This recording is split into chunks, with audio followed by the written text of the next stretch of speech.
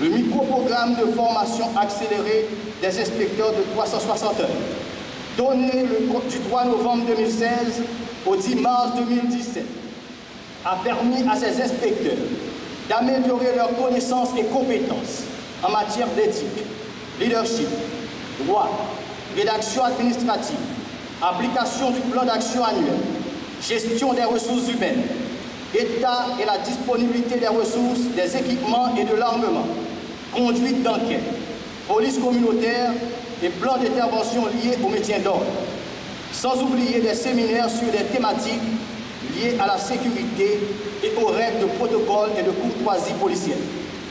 Cet effort d'optimisation a permis à l'ANP d'augmenter de manière considérable sa production.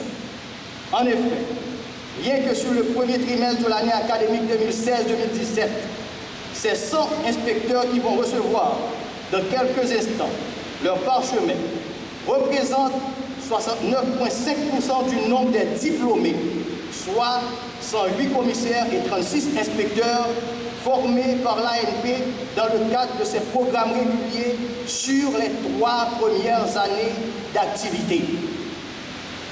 C'est l'occasion pour moi, en tant que directeur de cette institution, de remercier au nom de l'ANP, de façon toute particulière, les infatigables professeurs concepteurs et vacataires, le personnel administratif et de soutien, le personnel de sécurité, les étudiants, les gestionnaires de la FIPCA PNH et de l'ANP, bref, tous ceux et celles qui ont œuvré à rendre possible l'événement du jour. Sans vos efforts, nous ne serions pas réunis aujourd'hui. Je comprends le sens de vos sacrifices et je vous demanderai d'applaudir ces gens. Mesdames et messieurs les inspecteurs élèves, pour vous parler ce matin, je voudrais m'adresser à 4 personnages en vous. Le citoyen, le policier, le commandant et le gestionnaire. Aux citoyens d'abord, je voudrais dire que la Terre a plus de 7 milliards d'individus. Chacun d'eux un pays. Vous aussi, vous avez un pays. Le vôtre s'appelle Haïti. Pour vous, je voudrais souligner à l'encre forte que le premier devoir du citoyen est de travailler au bonheur de son pays. Dans la vie, on n'a pas la chance de choisir son pays et encore moins ses parents. Mais on a la chance de choisir son métier et ses amis.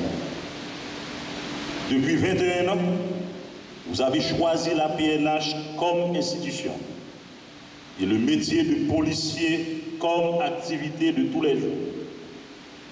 Je vous invite aujourd'hui à choisir comme ami les partisans de l'honnêteté, de l'intégrité, du devoir du citoyen, du patriotisme, du respect de la personne humaine, etc. Comme policier,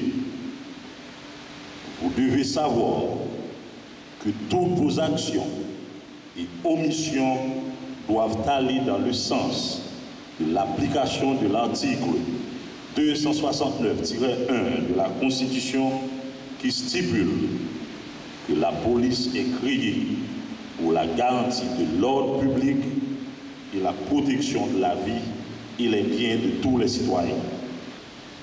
En tant que leader, vous êtes à la tête, vous êtes la tête.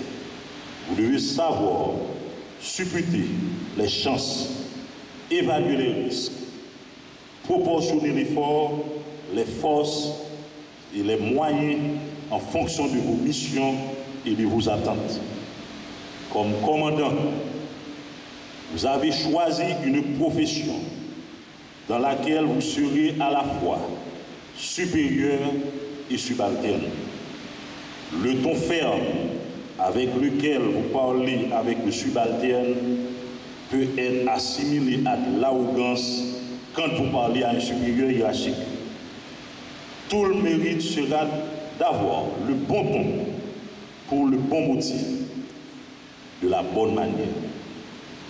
Vous devez savoir moduler votre comportement aux circonstances et au hasard des rencontres avec un sens aigu de la communication. De toute façon, toute communication doit s'inspirer du respect que l'on a pour soi et pour les autres. Courtois nous dit que le chef est un intermédiaire entre Dieu et ses subordonnés. Quelle fonction magnanime, donc n'est pas chef qui veut. On vous apprend non seulement à être des chefs, mais à être de bons chefs. Lyoté disait, une troupe bien en main, mal instruite vaut mieux qu'une troupe instruite moins en main.